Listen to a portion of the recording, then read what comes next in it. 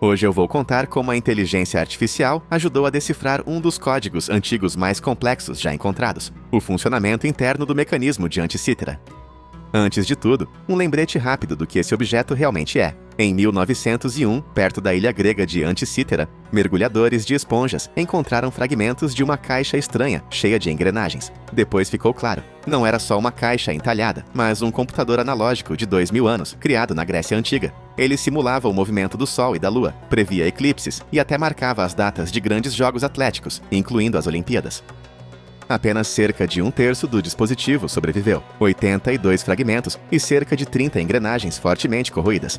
No começo dos anos 2000, pesquisadores escanearam esses fragmentos com tomografia de raios-x de microfoco, revelando inscrições escondidas e estruturas internas das engrenagens.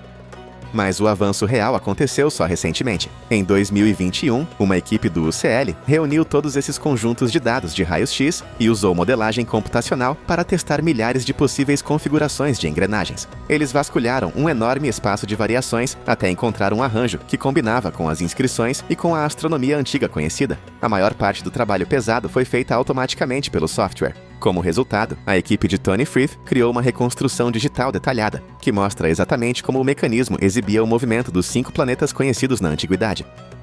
Depois, em 2024, astrofísicos de Glasgow usaram algoritmos estatísticos originalmente desenvolvidos para analisar sinais de ondas gravitacionais. Eles alimentaram uma rede neural com dados reais e um conjunto de hipóteses para descobrir qual versão do anel de calendário era a mais provável. O estudo mostrou que o mecanismo seguia um calendário lunar.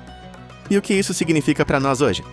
Primeiro, finalmente temos um plano funcional completo, de um dispositivo que estava no mínimo 1000 anos à frente de seu tempo. Isso muda a história da ciência antiga. Os gregos não só entendiam a geometria do céu, eles sabiam como colocar o cosmos dentro de uma caixa do tamanho de um porta-joias.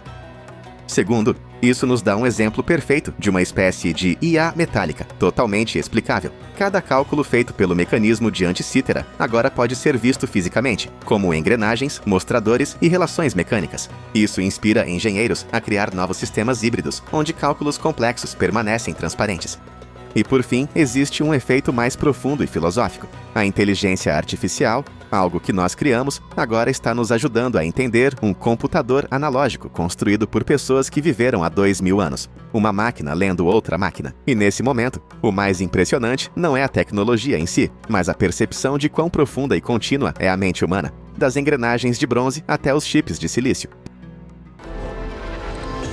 Então, você está pronto para o crossover mais estranho da história? Porque, aparentemente, o Antigo Egito era fã de anime, tipo, de verdade. Uma foto começou a circular online, mostrando uma laje de calcário com uma escultura antiga, hieróglifos, olhos de Ra, coisas comuns. Mas bem no meio, parece um daqueles rostos exagerados de anime. Você conhece aqueles olhos arregalados, língua de fora? Aquela expressão vinda diretamente dos cantos noturnos da internet. E não, isso não é Photoshop. É um artefato real atrás de um vidro, exposto como se pertencesse a um museu. O que é verdade. E é aqui que fica estranho. As pessoas apontaram que esse rosto combina com um meme popular da internet sobre a cultura japonesa de mangá. Mas a escultura supostamente tem milhares de anos. Os olhos, a boca, até o círculo no meio. A semelhança é quase perfeita demais. Coincidência? Alguns dizem que sim. Outros acham que se trata de uma grande brincadeira de um artista moderno, ou que estamos diante de um caso de pareidolia. Nosso cérebro tentando criar formas familiares a partir da aleatoriedade. Mas será que é mesmo isso? É claro que os arqueólogos tradicionais reviram os olhos para tudo isso. Dizem que o que estamos vendo aqui é uma sobreposição estilística. Pura coincidência. Que o rosto de anime é apenas uma sobreposição de símbolos que se erodiram em um padrão engraçado. Mas se você viu a imagem, e nós vimos, ela não é só meio parecida, é perfeita. Que fique na cabeça. Um rosto digno de meme da era da internet, de alguma forma esculpido em uma pedra egípcia que antecede a eletricidade moderna, sem falar na animação japonesa. É uma brincadeira, uma farsa, uma pista de uma civilização que sabia mais do que imaginamos. Se os antigos realmente se interessavam por essas coisas há 5.000 anos, talvez os estivéssemos subestimando o tempo todo. Ou talvez, só talvez, o que consideramos história não seja exatamente a história completa.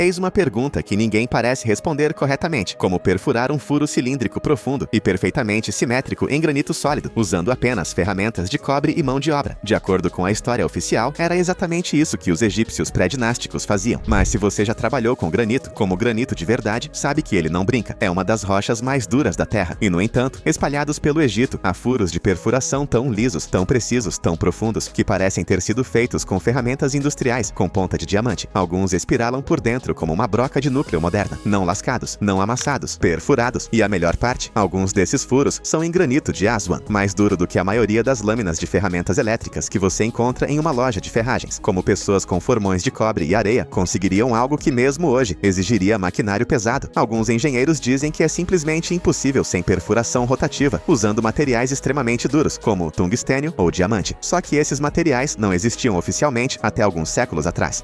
Então, o que acontece? Existem teorias. Alguns dizem que os buracos são evidências de tecnologia perdida, talvez uma forma antiga de perfuração sônica ou vibracional. Outros sussurram sobre ajuda do além, intervenção não humana. Sim, a palavra "a" também é usada por aqui. Mas mesmo se você se mantiver com os pés no chão, é difícil olhar para esses buracos e não se perguntar quem tinha a tecnologia e para onde ela foi. Porque se pessoas comuns, com gravetos e barbantes, fizeram esses buracos, então precisamos seriamente repensar o que significa primitivo. Vamos falar sobre uma das estátuas mais assustadoras já esculpidas, a figura sentada do faraó Khafre, encontrada perto do Planalto de Gizé. A maioria das estátuas daquela época é impressionante, claro, mas esta te encara. Não, sério. Seus olhos captam a luz como se estivessem vivos, e é aqui que as coisas ficam estranhas. Aqueles olhos não são apenas pintados, eles são construídos. O olhar da escultura vem de uma combinação única de cristal de montanha, pedra polida e incrustações de fio de cobre, em camadas para replicar como o olho humano reflete a luz. Estamos falando de engenharia óptica em uma obra de arte com mais de 4.000 anos. É como se alguém tivesse descoberto como fazer uma estátua com globos oculares de vidro tridimensional, antes mesmo da palavra óptica existir. Os historiadores chamam isso de maravilha. Engenheiros dizem que replicar esse nível de artesanato hoje exigiria usinagem de precisão e materiais avançados. Então, como os artesãos antigos conseguiam isso? Ninguém sabe. Este não é o tipo de coisa que você descobre acidentalmente, com ferramentas de bronze e sem microscópios. Alguns sugerem que os olhos de cristal foram feitos usando métodos de fundição perdida, ou mesmo lentes de aumento antigas. Outros acreditam que eles foram feitos para simular algo muito mais estranho, como vigilância ou consciência, como se Khafre tivesse a capacidade de enxergar para sempre. E quando você percebe que essas são algumas das únicas estátuas egípcias antigas com tais olhos, surge a pergunta: por que apenas esta? Seria cerimonial? Experimental? Um fragmento de tecnologia esquecida que nunca mais foi usado? Seja qual for a verdade, uma coisa é clara: não era apenas arte, era algo mais. Algo que não se encaixa na linha do tempo que nos foi contada. Sob as areias do deserto de Saqqara, encontra-se uma das estruturas mais desconcertantes do Egito, o Serapeum. Dentro desse labirinto subterrâneo, encontram-se dezenas de enormes sarcófagos de granito, alguns pesando mais de 100 toneladas cada, com as tampas sozinhas, chegando a 30 toneladas. Mas não é o tamanho que assusta as pessoas, é o acabamento. Essas caixas são cortadas com tanta precisão, com tanta nitidez, que engenheiros modernos mediram suas superfícies e encontraram margens de erro menores do que um fio de cabelo humano. O interior é de granito polido como um espelho, não grosseiramente alisado, polido. Não são o tipo de caixa que se esperaria de uma civilização que trabalhava com formões de cobre e abrasivos de areia. E há os hieróglifos. A maioria são símbolos superficiais, riscados, claramente feitos posteriormente, quase como grafite. Mas as caixas em si, elas foram feitas com um nível de habilidade que parece fora de sincronia com as ferramentas que supostamente existiam na época. Então, como eles fizeram isso? Alguns sugerem métodos perdidos envolvendo geopolímeros. Outros acham que essas caixas foram criadas por uma civilização muito mais antiga que os egípcios dinásticos e simplesmente reaproveitadas posteriormente. A teoria mais absurda, que tecnologia antiga, talvez até algum tipo de ferramenta de corte sônica, estava envolvida. Não exatamente lasers, mas definitivamente algo mais do que trabalho duro e ferramentas de cobre. E aqui está o que realmente confunde mentes. Ninguém sabe por que as caixas foram feitas. Elas são grandes demais para enterros tradicionais, e nenhuma múmia foi encontrada dentro delas. Apenas câmaras subterrâneas, enormes e seladas, cheias de mistério, como se algo estivesse escondido ou protegido ali. Se você está sentindo um pouco de Stargate aqui, não está sozinho. Ok, agora estamos entrando em território de ficção científica. Ou não. No templo de Seti, o primeiro, em Ábidos, há um painel de hieróglifos que vem causando polêmica entre teóricos da conspiração, engenheiros e historiadores há anos. Por quê? Porque parece um helicóptero, um submarino e até mesmo o que alguns dizem ser um jato ou uma nave espacial, esculpido na pedra há mais de 3.000 anos. Essas formas não são vagas, elas são distintas. Uma tem um rotor transparente no topo, outra tem o que parecem ser barbatanas de cauda. É o tipo de coisa que faz seu cérebro parar por um segundo e dizer: espere, o quê? Agora, a explicação oficial é que é um acaso visual. A escultura, dizem eles, é resultado de palimpsesto, onde hieróglifos mais antigos foram cinzelados e novos colocados sobre eles, e a erosão fez com que as formas se fundissem em algo novo e estranho. Apenas uma coincidência. Mas aqui está a questão. Quais são as chances de vários glifos, dispostos aleatoriamente, formarem um helicóptero e um jato de combate? Isso não é observação de nuvens. São linhas firmes, formas precisas, formas limpas esculpidas em pedra. Alguns teóricos acreditam que isso seja evidência de que os antigos egípcios registravam algo que viam, ou que herdaram conhecimento de uma cultura anterior e mais avançada. Há até rumores de aviação antiga, ou contato com seres que possuíam esse nível de tecnologia. Loucura? Talvez. Mas temos esculturas de máquinas voadoras em paredes que são mais antigas que o Império Romano. Então, antes de descartarmos, talvez devêssemos perguntar o que mais eles sabiam que nós esquecemos. Porque esta escultura, escondida no alto de uma viga de templo, pode ser uma rachadura na linha do tempo. Uma que não apenas insinua uma história esquecida, ela desafia toda a história. O túmulo de Tutancâmon está cheio de tesouros, máscaras de ouro, punhais ornamentados e relíquias sagradas. Mas aninhado entre o brilho e os equipamentos rituais, havia algo que fez os historiadores pensarem 2 vezes: um bumerangue. Na verdade, não apenas um. O rei Tut foi enterrado com mais de 30 bastões de arremesso, muitos deles curvados de uma forma que parece suspeitamente próxima aos bumerangues que associamos à Austrália aborígene. Agora, sejamos claros, nem todos eles foram feitos para retornar quando lançados. Alguns eram para caçar pássaros. Mas é aqui que as coisas começam a ficar estranhas. Alguns desses bastões têm o formato perfeito, equilibrados para o voo de retorno. E isso levanta uma questão que ninguém realmente respondeu. Por que um faraó egípcio precisaria de bumerangues? E mais importante, como a ideia de tais ferramentas aerodinâmicas surgiu no Antigo Egito? Porque no que diz respeito à história oficial, Egito e Austrália não tiveram contato algum. Eles estavam separados por continentes e oceanos inteiros. No entanto, aqui reside a tecnologia. Armas de arremesso curvas com dinâmica de voo muito à frente de seu tempo, criadas há milhares de anos no meio do Saara. Alguns pesquisadores atribuem isso à evolução paralela, que talvez 2 culturas completamente distintas tenham simplesmente encontrado a mesma solução aerodinâmica. Outros não têm tanta certeza. Poderia ser evidência de conexões transoceânicas perdidas. Ou é possível que o conhecimento de alguma civilização marítima esquecida tenha se espalhado pelo mundo antigo, deixando pistas como esta para trás? Seja qual for o caso, a presença de bumerangues em uma tumba egípcia lacrada não é apenas peculiar. É uma rachadura na ideia de que o Egito se desenvolveu isoladamente. Alguém, em algum lugar, transmitiu uma habilidade, e ela pousou bem ao lado do corpo de um menino rei.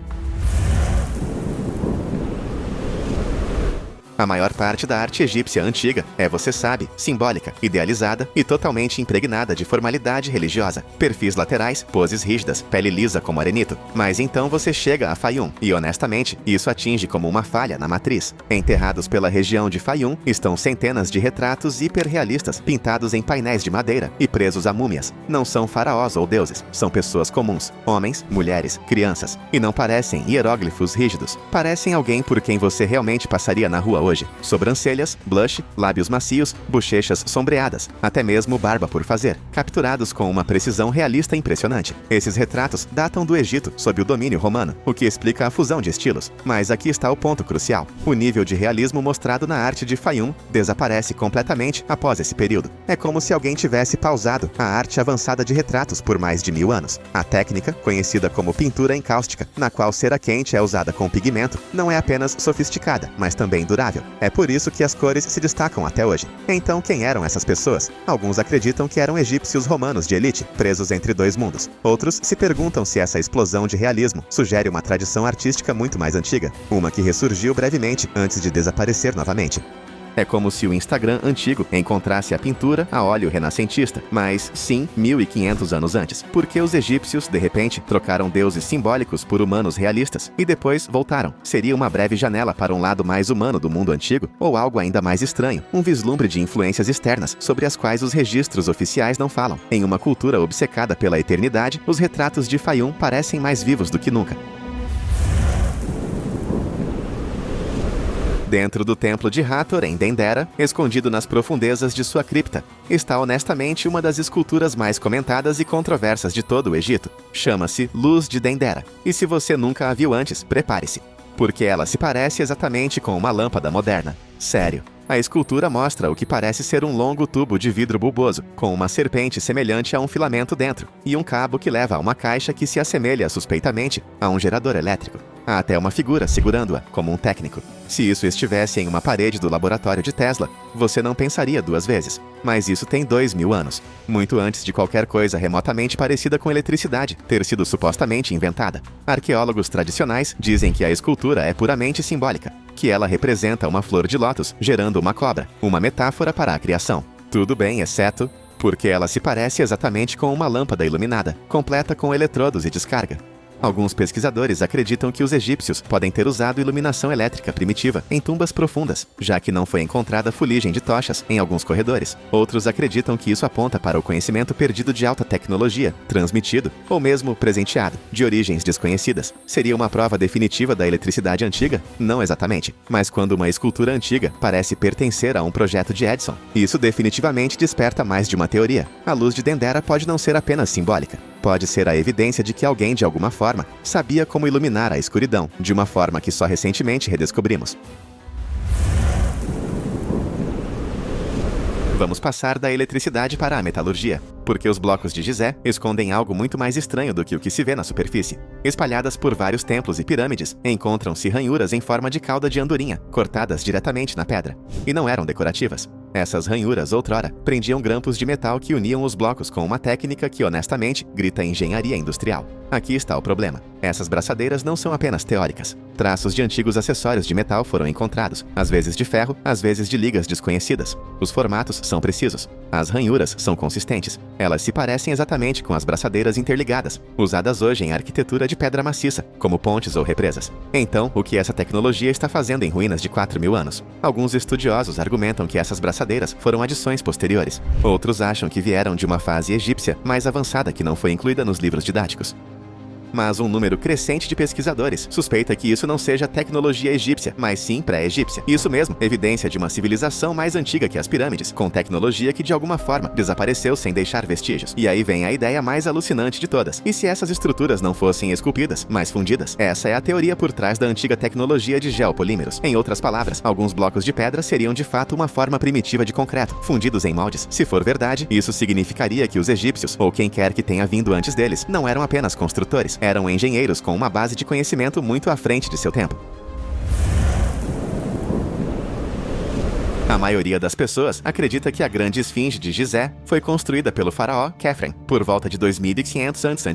É o que dizem os livros didáticos, mas há a Estela do Inventário, um artefato pouco conhecido que conta uma história bem diferente. Esta laje de pedra desgastada pelo tempo, encontrada perto da própria esfinge, casualmente lança uma bomba. Afirma que a esfinge já existia na época de Khafre, o pai de Khafre, o que significa que o monumento já seria antigo, mesmo na época de Khafre. Agora, é aqui que fica interessante. A Estela também menciona que Khafre não construiu a esfinge, ele apenas a restaurou. Isso vai contra a arqueologia convencional. Se Khafre estava restaurando a esfinge, então quem a construiu? E quando? Alguns pesquisadores acreditam que isso poderia empurrar a origem da esfinge para trás, em milhares de anos, para o reino da civilização pré-dinástica. Outros associam essa teoria às marcas de erosão hídrica encontradas no recinto da esfinge, o que sugere que ela foi esculpida numa época em que o Egito tinha fortes chuvas, algo que não acontecia há pelo menos 9000 anos.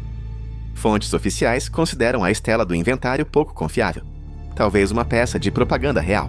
Mas para quem analisa as evidências físicas, ela pode ser o elo perdido que prova que a história do Egito remonta a muito mais tempo do que imaginamos. Uma civilização perdida no tempo, soterrada sob camadas de areia e segredos. em um dos cantos mais remotos do deserto do Saara, tão isolado que até mesmo a maioria dos egípcios nunca ouviu falar dele. Há um lugar chamado Gilf Kebir. É um planalto enorme e inabitável, outrora usado como cenário para o paciente inglês. Mas enterrado nesse deserto rochoso esquecido está algo muito mais misterioso do que um cenário de filme, a Caverna das Feras. Descoberta em 2020, essa caverna contém mais de 5.000 desenhos pré-históricos, diferentes de tudo o que já foi visto na arte egípcia. E aqui está o detalhe. Eles são mais antigos que o próprio Egito. Estamos falando de 7 a 9 mil anos de idade, criados muito antes das pirâmides, antes das dinastias, antes mesmo da agricultura chegar ao Nilo. As figuras lá dentro são criaturas humanoides assombrosas, com mãos em forma de garras, estranhas formas flutuantes e contornos de feras que não se parecem em nada com a vida selvagem do deserto. Alguns desenhos mostram seres semelhantes a humanos, com membros exagerados, muitas vezes com pontos, listras ou padrões que parecem simbólicos, quase codificados.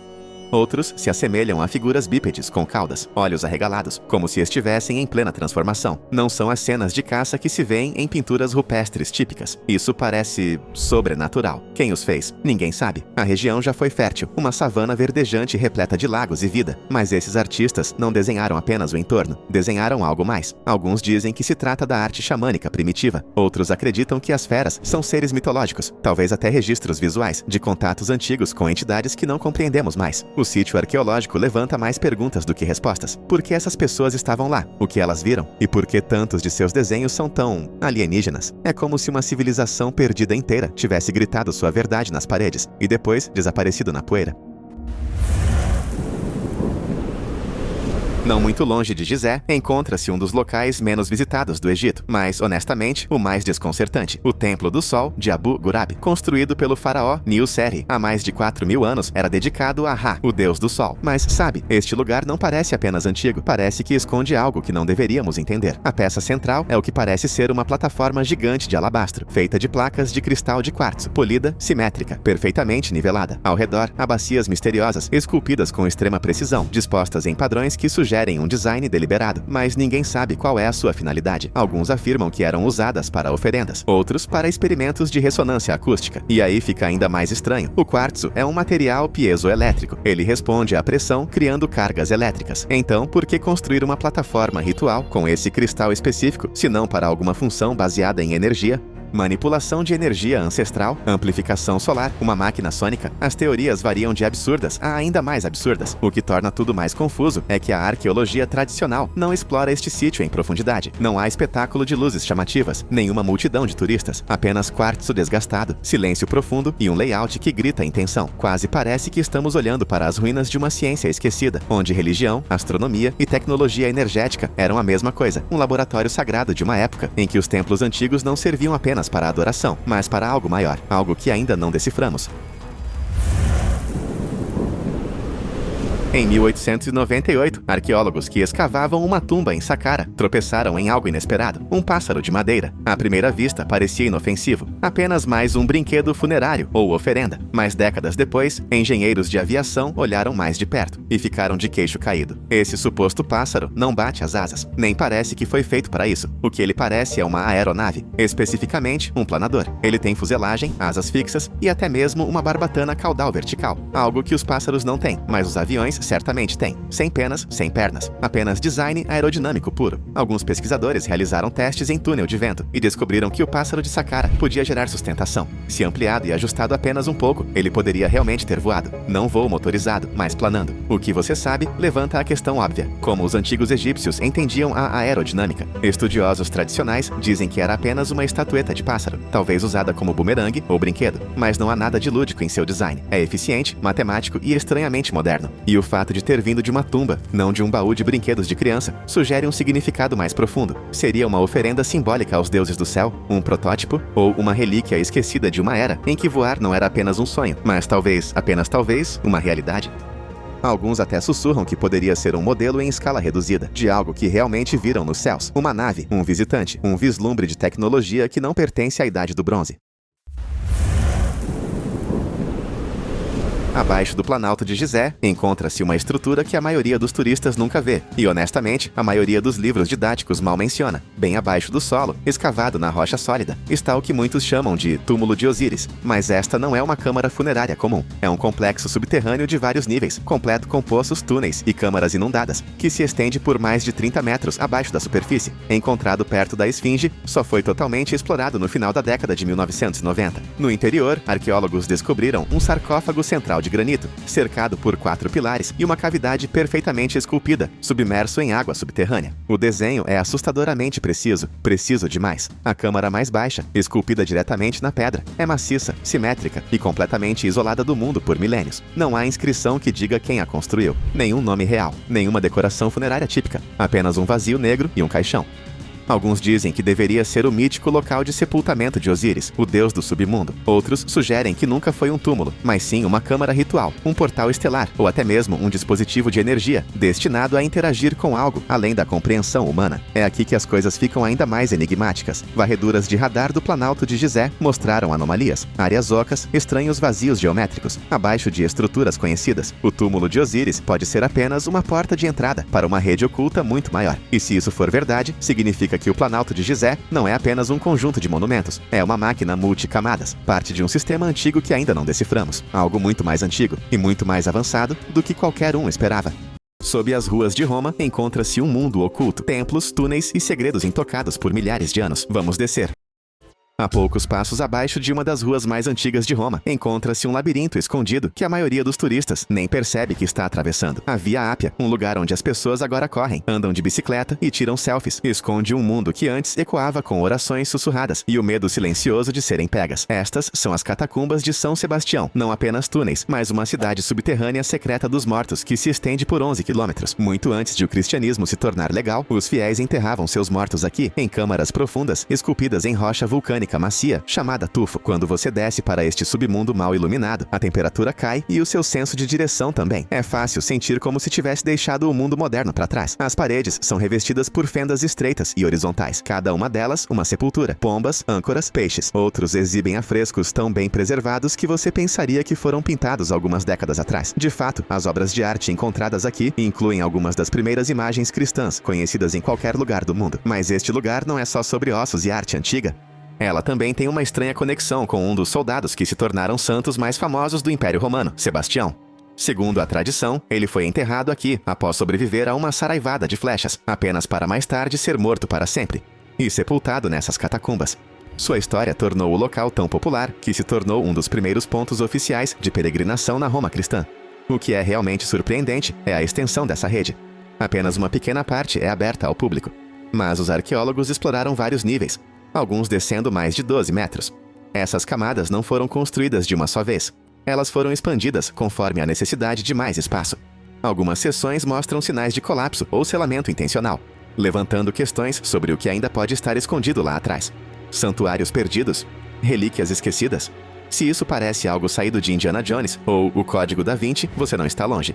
Esta não é uma exposição encenada de museu. É história real e intocada enterrada bem debaixo dos seus pés. E é apenas o começo. Sob a imensa arena do Coliseu, encontra-se algo muito mais complexo do que pedras em ruínas. O hipogeu, um sistema subterrâneo de túneis, elevadores e gaiolas. Era a sala de máquinas dos espetáculos mais extremos da Roma antiga. Era onde animais selvagens eram encenados, onde guerreiros se preparavam em silêncio e onde ilusões eram criadas para chocar dezenas de milhares de espectadores. Este era o antigo show business e as apostas eram mortais. Gladiadores não simplesmente saíam, eles apareciam. Alçapões se abriam, elevadores subiam do chão e criaturas exóticas pareciam se materializar do nada. Grande parte dessa magia era possível graças a um sistema tão avançado que rivalizava com a encenação de séculos posteriores. Alguns elevadores eram movidos por esteiras, outros por contrapesos intrincados. Equipes de homens trabalhavam nos bastidores como ajudantes de palco em uma arena moderna. E por séculos tudo ficou enterrado. Grama e terra cobriram completamente o hipogeu até o século XIX, quando os arqueólogos finalmente começaram a escavar o que estava escondido desde a queda do Império. Mesmo agora, apenas partes dele estão abertas ao público. Novas passagens, escadas e nichos nas paredes ainda estão sendo descobertos. Algumas áreas permanecem seladas, outras completamente inexploradas. Eis o tipo de cena que captura sua atmosfera perfeitamente. É exatamente como o hipogeu poderia parecer se algo inesperado fosse descoberto hoje. O ar lá embaixo carrega peso. De pé entre os arcos, é fácil sentir a pressão que outrora se acumulava, com cada polia rangendo e grito abafado.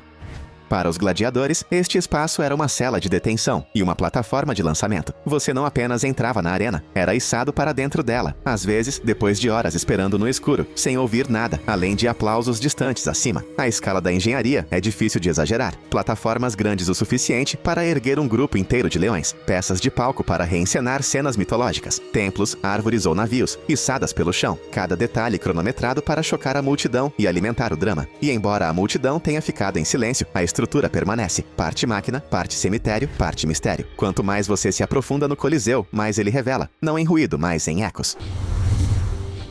Ao nível da rua, a Basílica de São Clemente parece uma bela igreja antiga. Belos afrescos, atmosfera tranquila, o de sempre. Mas, sob o piso, há algo muito maior, ou melhor, mais antigo. Desça as escadas e você entrará em outra igreja do século IV. Continue andando e, de repente, você se encontrará em uma casa romana de quase 2000 anos atrás, completa com um templo dedicado a um deus secreto. Este local é como uma linha do tempo vertical, pela qual você pode caminhar. Cada camada representa um capítulo diferente da história de Roma. Medieval no topo, cristã primitiva abaixo, e na parte inferior, um espaço sombrio, dedicado ao culto de Mitras.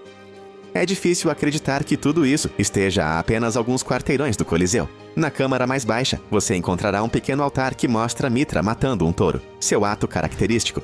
O espaço é apertado e silencioso, construído para cerimônias que não deveriam ser vistas por estranhos. O fato de este templo ter sobrevivido é incrível. Acima dele, casas romanas foram construídas, e acima delas, igrejas. Como se alguém pressionasse para reconstruir a cada poucas centenas de anos, sem demolir a antiga. O que é ainda mais louco é como tudo está bem preservado. Na igreja do século IV, partes de mosaicos e inscrições ainda se agarram às paredes. O som da água ainda escorre por canos antigos. E no caminho de volta, com o retorno da luz do dia, é como uma viagem no tempo ao contrário. Se a HBO algum dia filmasse uma série de viagem no tempo pela história romana, este seria o cenário perfeito. Você provavelmente já ouviu o nome Nero, o imperador com um talento para o fogo e o drama. Mas o que ele deixou para trás, enterrado sob séculos de terra, é mais do que dramático.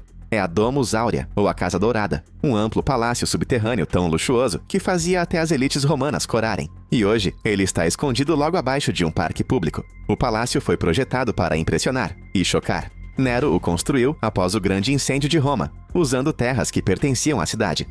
As paredes já foram cobertas com folhas de ouro e pedras preciosas. Os tetos eram pintados com afrescos elaborados. Havia até uma sala de jantar com teto giratório, possivelmente movido por escravos que giravam engrenagens ocultas. Sim, aquele extra. Após a morte de Nero, os imperadores posteriores ficaram tão envergonhados com o excesso que encheram todo o palácio de terra e construíram sobre ele. Por quase 2000 anos, ele permaneceu no subsolo, até que artistas renascentistas, rastejando por buracos na terra, acidentalmente o redescobriram. É daí que vem a palavra grotesco. Eles pintavam cenas em grutas e não sabiam que estavam em um palácio. Agora você pode visitar a Domus Aurea em tours especiais. Você caminha por longos corredores com paredes pintadas e colunas maciças ainda intactas. Algumas áreas são escuras como breu e de repente se abrem para câmaras onde a luz natural filtra através de antigas clarabóias acima. Mesmo depois de séculos de silêncio, ainda parece que Nero pode retornar e dar um banquete a qualquer segundo. Bem ao lado da coluna de Trajano, ergue-se um prédio governamental de aparência comum. Nada de especial por fora. Mas, sob o Palazzo Valentini, encontra-se uma das cápsulas do tempo mais bem preservadas do luxo romano que você já viu. Não são ruínas no sentido usual. São cômodos completos. Estamos falando de pisos de cerâmica com mosaicos detalhados, banheiros privativos com bancos de mármore e sistemas de aquecimento subterrâneos que ainda intrigam os arquitetos modernos. Graças ao inteligente piso de vidro, você pode caminhar sobre essas casas do século II enquanto contempla a história. O que faz este site se destacar é a sua sensação imersiva. As luzes são programadas para destacar diferentes áreas, brilhando sob mosaicos, projetando sombras ao longo de paredes antigas. Projeções e efeitos ajudam até a recriar a aparência dos cômodos quando as pessoas realmente moravam lá. E não eram quaisquer pessoas. Essas casas pertenciam a poderosas famílias romanas, provavelmente senadores. Você verá banheiros com ventilação cuidadosamente projetada, pátios construídos para deixar entrar a luz, sem inundar quando chovia, e corredores de serviço escondidos onde onde os trabalhadores ficavam fora de vista. Cada centímetro foi planejado. Esta não é uma ruína que você precisa imaginar. É um corte em tamanho real da vida da elite romana, bem debaixo dos seus sapatos. Se Assassin's Creed tivesse um DLC imobiliário de luxo, esta seria a propriedade principal. Logo abaixo dos campos barulhentos das antigas corridas de bigas, logo abaixo do Circo Máximo, há algo que a maioria dos romanos não fazia ideia: um templo subterrâneo secreto usado pelos seguidores do deus Mitras, enquanto a multidão acima torcia por seus times favoritos. Uma cena completamente diferente se desenrolava nas sombras abaixo. O Mitraeu é escuro, estreito e profundamente simbólico. Esculpido na rocha, seu desenho espelha uma caverna. Acreditava-se que Mitras matava um touro em uma caverna sagrada, e todos os templos que o homenageavam seguiam o mesmo layout.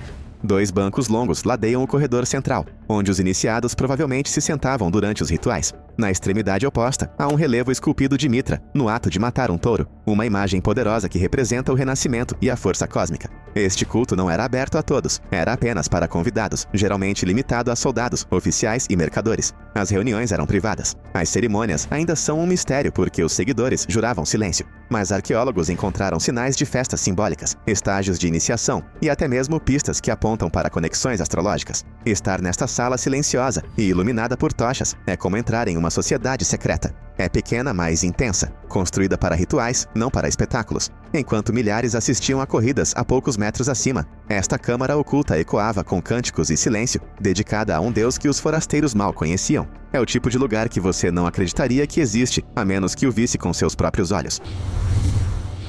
No meio de toda a grandiosidade e estátuas de mármore, há uma peça da antiga infraestrutura romana que ainda funciona, mais de 2 milênios depois.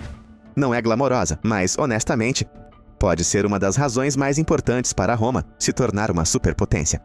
Bem-vindos à Cloaca Máxima, o Grande Dreno. Construído por volta do século VI a.C., esse enorme esgoto subterrâneo foi projetado para transportar água e resíduos para longe das áreas baixas da cidade. E acredite ou não, ele ainda flui hoje. Isso não é apenas uma figura de linguagem. Partes da estrutura original ainda canalizam o escoamento para o rio Tibre. Mas a Cloaca Máxima não é apenas um cano antigo. É um monumento à engenharia romana primitiva. Feita com pedra vulcânica e revestida de tijolos, foi construída para durar, e claramente durou. Os engenheiros romanos entendiam de declive, pressão da água e durabilidade muito antes da palavra infraestrutura existir.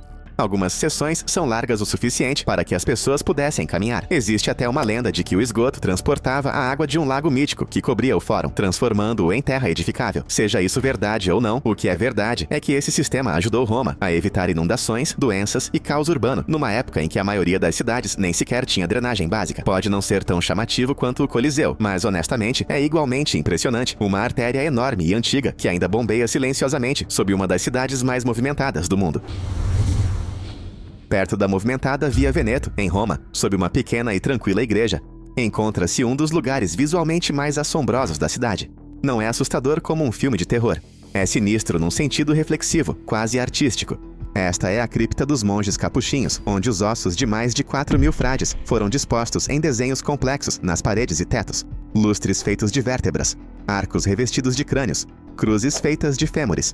Cada cômodo da cripta tem um tema, e cada um é decorado com restos humanos reais.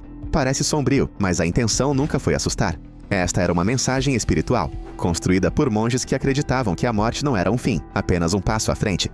Alguns dos esqueletos estão completamente vestidos com vestes capuchinhas, descansando em nichos como se ainda estivessem de serviço. Outros estão dispostos em padrões que refletem símbolos de ressurreição e eternidade. Uma das câmaras apresenta uma inscrição que pode ser traduzida livremente como: "O que você é agora, nós já fomos. O que somos agora, você será." É a versão romana definitiva da perspectiva. A cripta foi construída no século XVII, quando os frades trouxeram ossos de seu antigo mosteiro. E embora seja definitivamente uma das vistas mais estranhas de Roma, também é uma das mais inesquecíveis. Pense nela como uma mensagem esculpida em osso, não sobre medo, mas sobre reflexão. E de alguma forma, apesar de tudo isso, é pacífica, silenciosa, quase meditativa, o tipo de lugar que permanece com você por muito tempo depois de partir.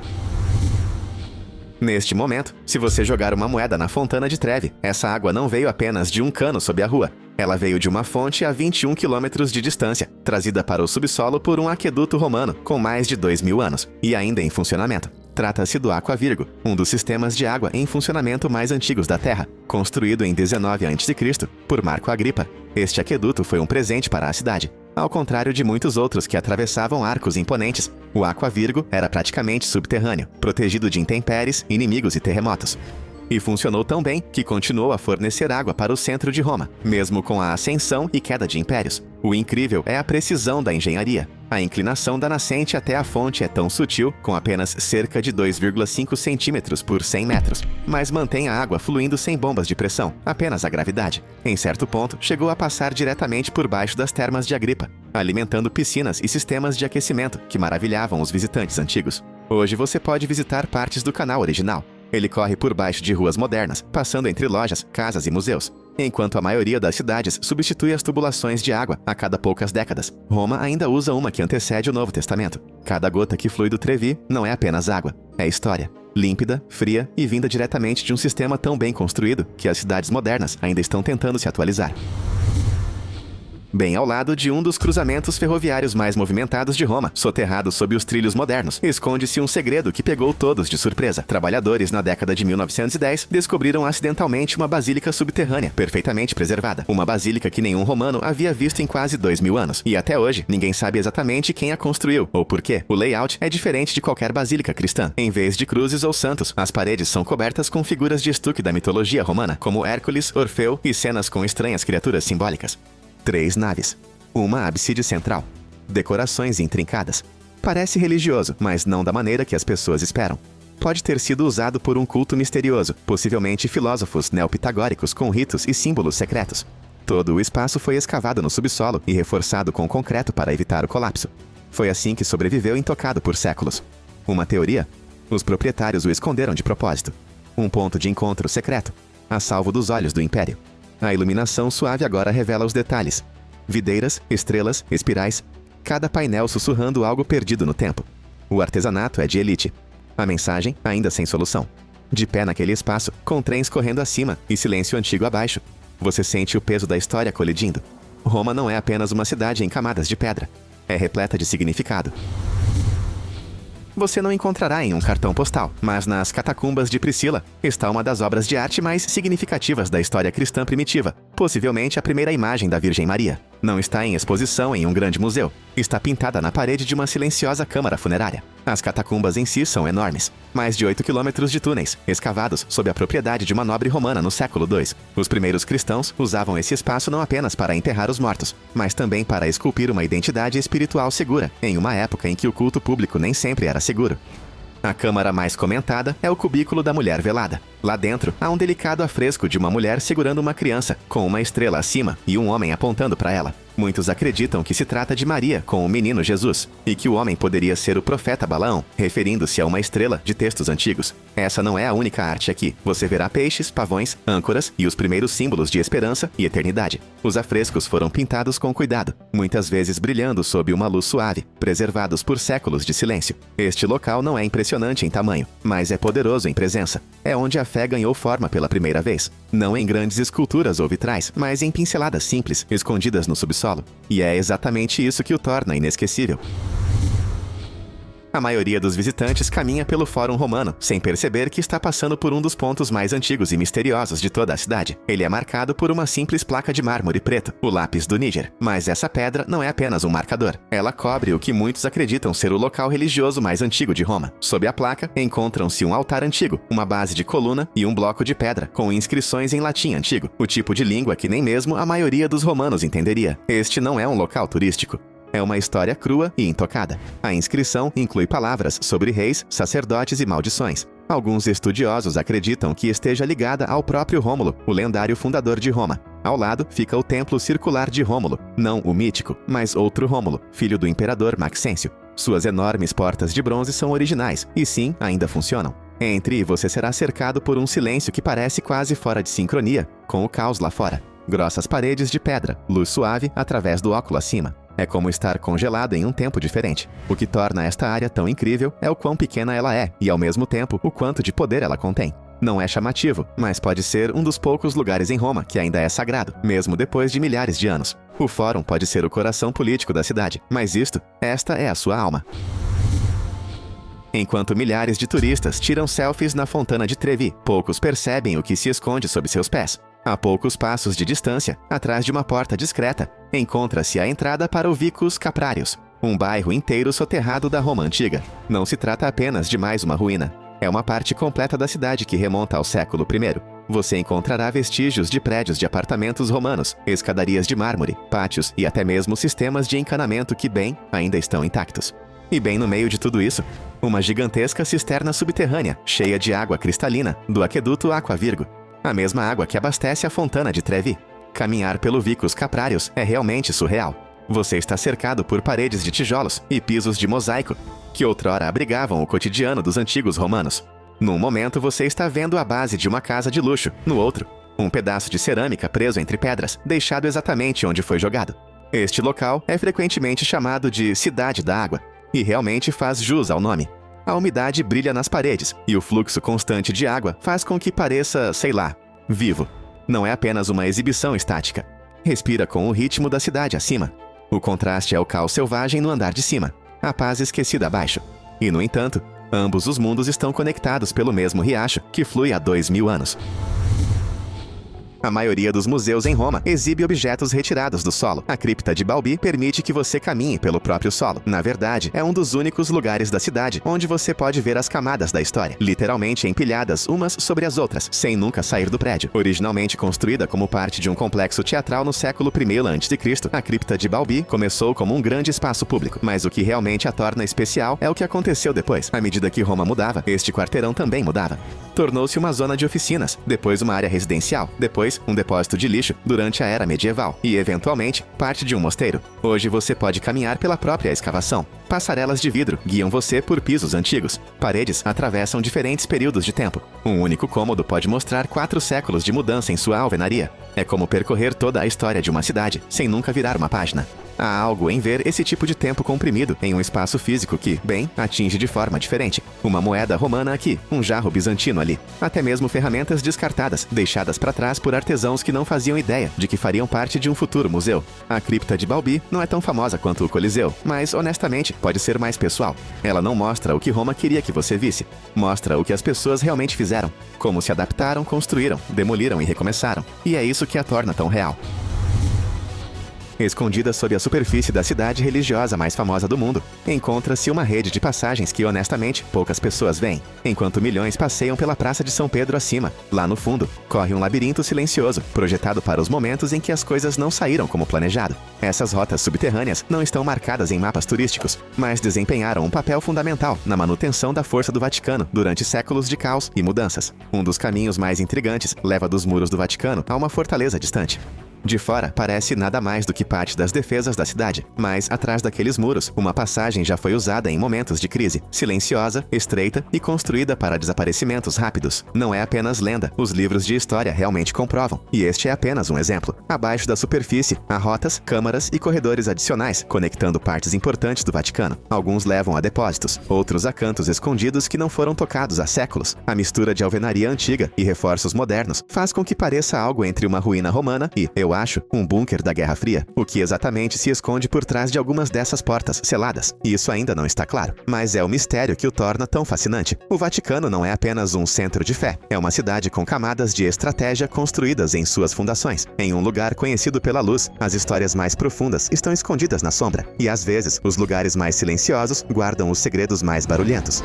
Quando exploradores europeus chegaram ao extremo sul da América do Sul, não encontraram apenas paisagens desconhecidas. Eles alegaram ter visto gigantes de verdade. A tripulação de Fernão de Magalhães, na década de 1520, relatou encontros com nativos que tinham quase o dobro de sua altura. Um gigante chegou a embarcar em seu navio, mas morreu misteriosamente antes de chegar à Europa. Nenhum corpo, nenhuma outra prova, apenas silêncio. O nome Patagônia pode derivar de Patagon, uma referência a um gigante fictício. Isso fez com que alguns rejeitassem os relatos como exagero, mas avistamentos semelhantes continuaram por séculos. A tripulação de Sir Francis Drake descreveu nativos imponentes. Exploradores holandeses esboçaram homens enormes ao lado de navios.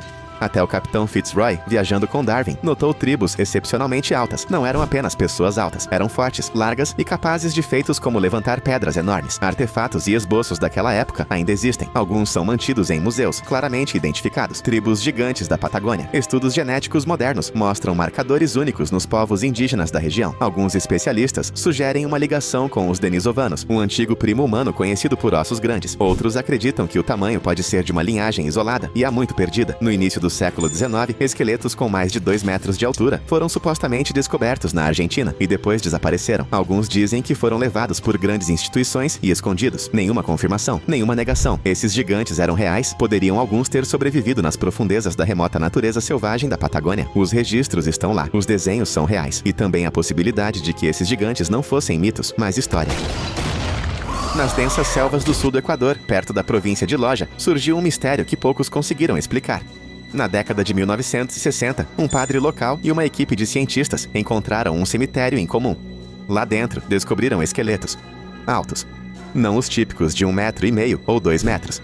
Esses restos mortais mediam mais de 2 metros em vida, com ombros largos, crânios enormes e proporções estranhas que os diferenciavam das populações locais. A descoberta foi documentada. Fotos foram tiradas. Vários esqueletos teriam sido transferidos para coleções ou instituições particulares para pesquisa, mas a maioria desapareceu da vista do público. O local original da descoberta, coberto de vegetação, sem identificação. Moradores dizem que autoridades governamentais o visitaram logo após a descoberta, e então o lugar ficou em silêncio. Agora, aqui está a surpresa. Esta não foi a única vez. Vários sítios no Equador já encontraram ossos gigantes ao longo dos anos. E não apenas ossos, ferramentas enormes, objetos cerimoniais e estruturas de pedra, que não condizem com a arquitetura típica inca ou pré-inca. É como se um tipo completamente diferente de civilização humana tivesse prosperado ali. Mais alta, mais forte e agora quase completamente apagada. Alguns pesquisadores conectaram essas descobertas a uma tribo mencionada em lendas locais, Los Gigantes, seres que teriam vivido antes do grande dilúvio, extintos quando a Terra não suportou mais seu tamanho.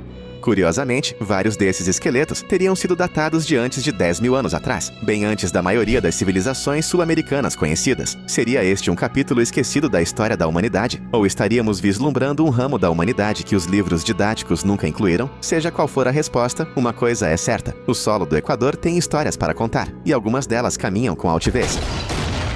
Nas profundezas do deserto de Nevada, uma caverna empoeirada esconde uma lenda que é tudo menos comum. Por gerações, o povo Paiute falou de uma raça de gigantes ruivos, seres violentos que viveram na região. Dizia-se que eram enormes, fortes e canibais, eventualmente levados para uma caverna e queimados vivos por tribos nativas. Parece mitologia, até que ossos foram encontrados. Em 1911, mineiros extraindo guano de morcego da caverna Lovelock tropeçaram em restos humanos. Entre eles, crânios com cabelos ruivos, ossos muito maiores do que o normal e sandálias gigantes medindo quase 40 centímetros de comprimento. Arqueólogos foram trazidos. Alguns artefatos foram para museus. Mas, como costuma acontecer em histórias como esta, os maiores e mais incomuns restos desapareceram silenciosamente.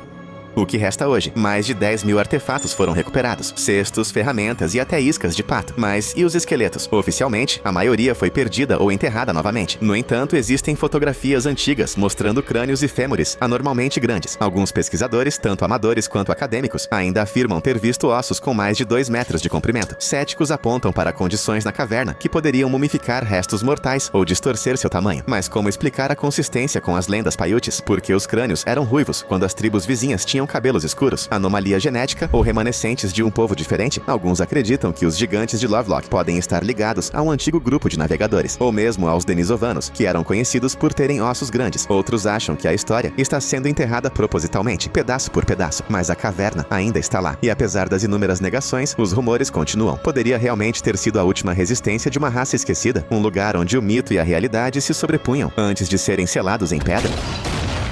Em 1890, um dos primeiros filmes experimentais japoneses causou comoção ao mostrar o que parecia ser um homem gigante, elevando-se sobre os aldeões. Na época, foi rapidamente descartado como um truque inteligente, um dos primeiros exemplos de ilusão cinematográfica, usando perspectiva forçada. Historiadores posteriormente confirmaram que o filme era uma encenação, mas mais de um século depois, uma fotografia real começou a circular, reacendendo a lenda. Nela, um homem enorme, com aparência de lutador de sumô, caminha casualmente por uma multidão, no que parece ser o Japão do pós-guerra, ao contrário das filmagens encenadas de 1890. 1890, esta imagem parece perturbadoramente sincera. As pessoas ao seu redor não parecem estar reagindo a uma performance. Estão calmas, serenas, até mesmo familiares. Poderia ser esta a prova fotográfica de que a velha farsa do gigante estava, na verdade, escondendo algo real o tempo todo? Alguns pesquisadores acreditam que esta foto pode ter capturado uma das últimas aparições conhecidas de um verdadeiro gigante genético, alguém cuja existência foi silenciosamente apagada dos registros públicos.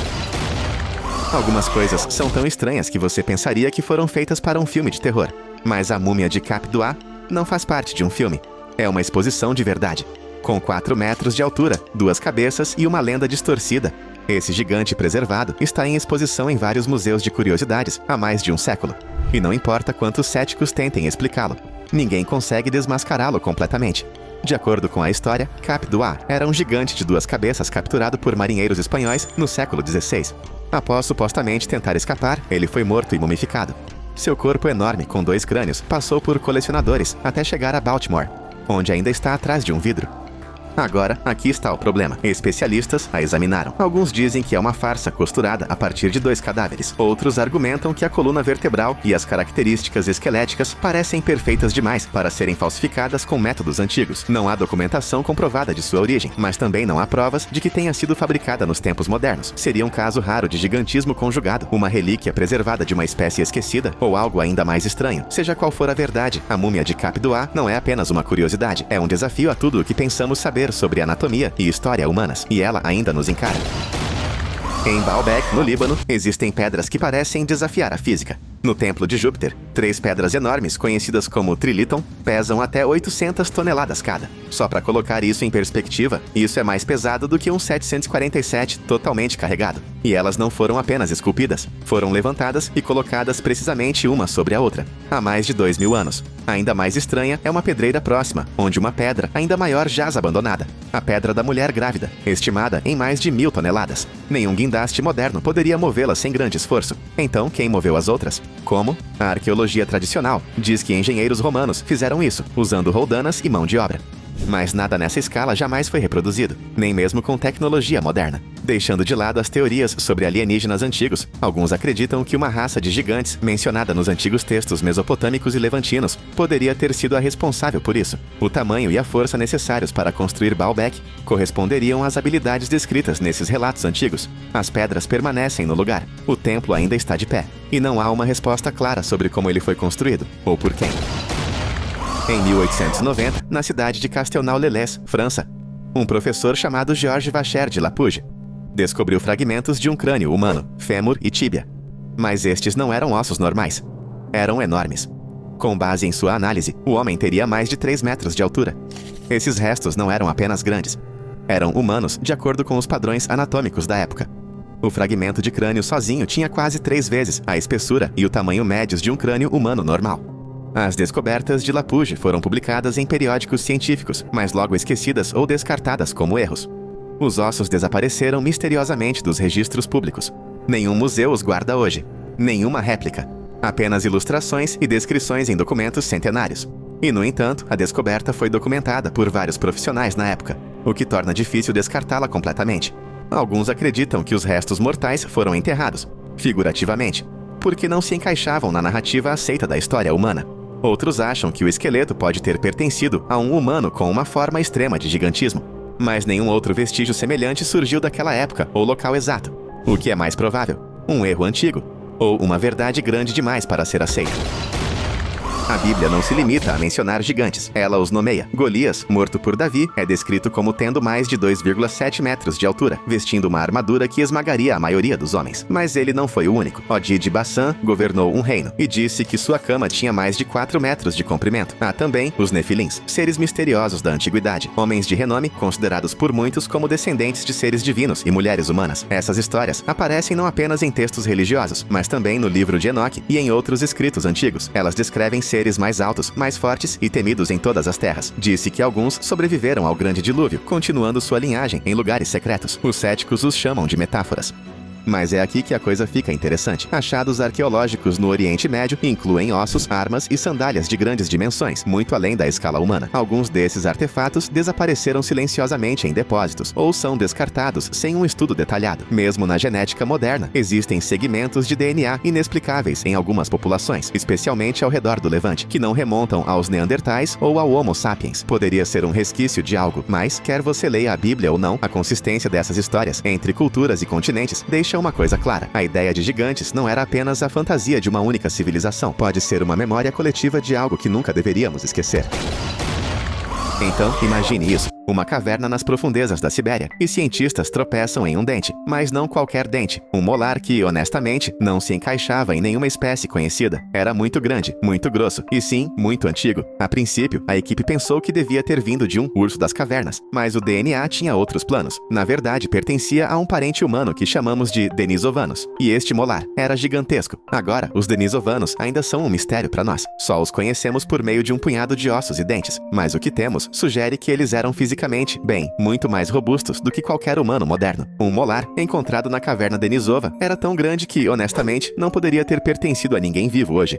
Depois, outro foi encontrado no Laos, o que confirmou que esses seres não estavam apenas vagando pela Sibéria, eles também vagavam pelo Sudeste Asiático. Então, o que os tornou tão grandes? Alguns pesquisadores acreditam que eles foram adaptados para climas mais frios, ou talvez altitudes mais elevadas. Outros acreditam que estamos perdendo uma grande parte da evolução humana, literalmente. E você sabe, alguns até sugerem que eles foram a inspiração real para antigos mitos de gigantes por toda a Ásia. Denisovanos cruzaram com Homo sapiens, e pequenos fragmentos de seu DNA ainda existem em alguns humanos modernos, especialmente em melanésios e tibetanos. Isso poderia explicar por que certas populações remotas têm, tipo, força, capacidade pulmonar ou densidade óssea acima da média. Bem, o que está claro é que o dente de Denisovano não apenas desafiou o que pensávamos saber sobre nossos ancestrais. Ele realmente abriu a porta para uma espécie que pode ter sido enorme.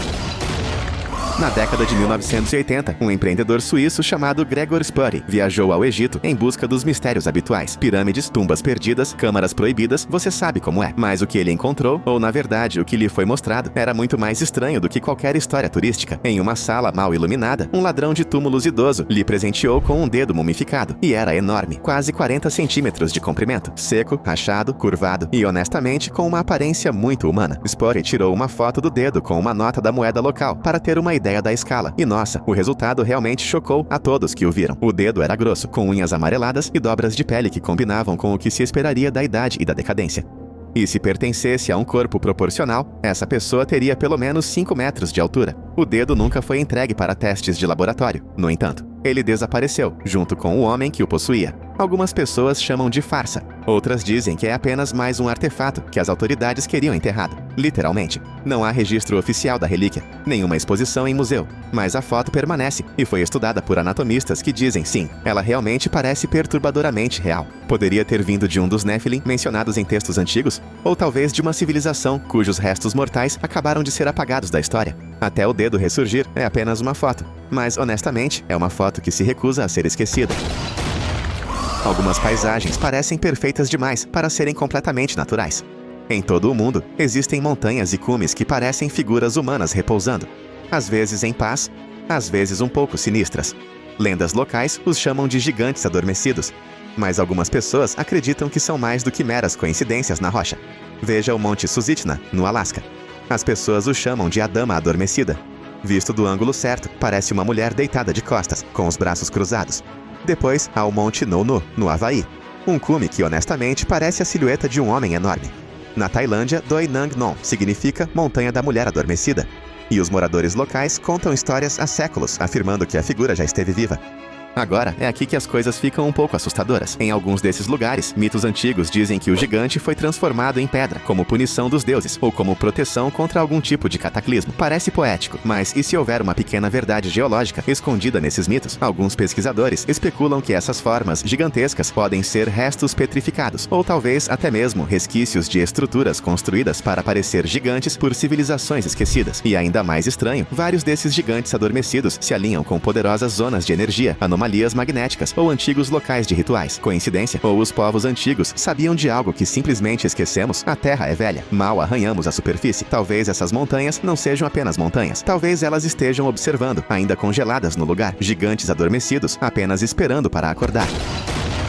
Na ilha mediterrânea da Sardenha, há algo estranho escondido sob o solo. E como você sabe, não se trata apenas de cerâmica antiga ou estátuas quebradas. São ossos gigantes, muitos deles. Durante anos, os moradores locais sussurraram sobre esqueletos enormes desenterrados durante a construção, apenas para serem rapidamente removidos, abafados ou, bem, enterrados novamente. Alguns até dizem ter visto ossos do comprimento do corpo de um homem, fêmures mais grossos que troncos de árvores. E então há as estruturas. Espalhados pela ilha estão túmulos chamados Tombe Dei Gigante, ou túmulos dos gigantes. Esses monumentos megalíticos construídos pela civilização nurágica há mais de 3.000 anos são diferentes de tudo o que existe na Europa. Longas, curvas e ladeadas por enormes lajes de pedra. Elas lembram entradas para algo muito maior do que os humanos modernos. Por que uma cultura antiga construiria tumbas desse tamanho? A menos que fossem destinadas a gigantes. Ainda mais estranhas são as estátuas de guerreiros de pedra de Monte Prama, com cabeças grandes, ombros largos e olhos circulares penetrantes. Elas não parecem apenas poderosas, elas parecem enormes. Alguns historiadores acreditam que essas estátuas representavam indivíduos reais, guardiões ou reis de uma época em que tamanho e força reinavam. Agricultores da Sardenha entregaram discretamente ossos a pesquisadores, apenas para nunca mais vê-los. Fotos surgiram mostrando crânios e maxilares enormes, nenhum dos quais está exposto em nenhum museu local. E toda vez que um novo projeto de construção começa, alguém relata ossos sendo encontrados e desaparecendo. Será que a Sardenha teria sido o lar de uma raça de gigantes? Será que o povo nurágico enterrava seus mortos em túmulos enormes por razões simbólicas ou literais? As evidências continuam surgindo, mas com a mesma rapidez, elas desaparecem novamente. Então, no século XVIII e início do século XIX, os jornais americanos estavam honestamente obcecados por uma coisa: esqueletos gigantes. As manchetes gritavam sobre descobertas de costa a costa, ossos desenterrados de antigos túmulos que mediam 2,5 metros, 3 até 3,5 metros de altura. Fazendeiros mineiros e arqueólogos amadores os encontraram. Alguns até tiraram fotos, e quase todas as vezes a linha final da história era a mesma. Os restos mortais foram enviados ao Smithsonian para estudo. E então, nada. Milhares de casos documentados, desaparecidos, nenhum registro público, nenhuma prova, apenas negação. Ao longo dos anos, o Smithsonian foi acusado de encobrir essas descobertas, escondendo evidências que desafiariam a visão estabelecida da história humana. Eles nunca admitiram isso, mas, sabe, eles também nunca explicaram completamente os desaparecimentos. Alguns insiders, anonimamente, alegaram que os esqueletos eram reais e destruídos. Outros dizem que depósitos secretos ainda guardam o que poderia reescrever tudo o que sabemos sobre a América Antiga. Será que é tão absurdo assim? O Smithsonian é uma das instituições mais poderosas do mundo acadêmico. Se uma descoberta ameaçasse a linha do tempo aceita, não haveria pressão para apagá-la. A conspiração ganhou força quando a Suprema Corte foi supostamente acionada para forçar o Smithsonian a divulgar documentos do início do século XX. Circulavam rumores de caixas marcadas como esqueletos gigantes proibido para exibição. Nada aconteceu oficialmente, mas os sussurros nunca pararam. Ossos gigantes enterrados em montes de nativos americanos. 2 fileiras de dentes, crânios alongados, mandíbulas enormes. Tudo documentado. E depois selado. A questão não é se esses esqueletos existiram. Muitas pessoas os viram. A questão é, por que não os vemos? Nas colinas ondulantes do condado de Antrim, Irlanda, uma descoberta incrível foi feita na década de 1890 e rapidamente esquecida. Trabalhadores que cavavam em uma pedreira descobriram algo inesperado: um esqueleto humano completo, medindo mais de 6 metros de comprimento. Não apenas um fragmento de osso, mas uma figura completa, disposta com um enorme machado de bronze corroído ao lado. A descoberta causou comoção. A imprensa a cobriu. Moradores se reuniram e então ela desapareceu. Testemunhas oculares afirmaram que os ossos estavam em proporções perfeitas, ao contrário do que se esperaria de alguém com um distúrbio de crescimento. O crânio era enorme, mas com formato humano. Os braços eram longos e grossos. O machado era tão grande que seria necessária uma força sobre-humana para empunhá-lo.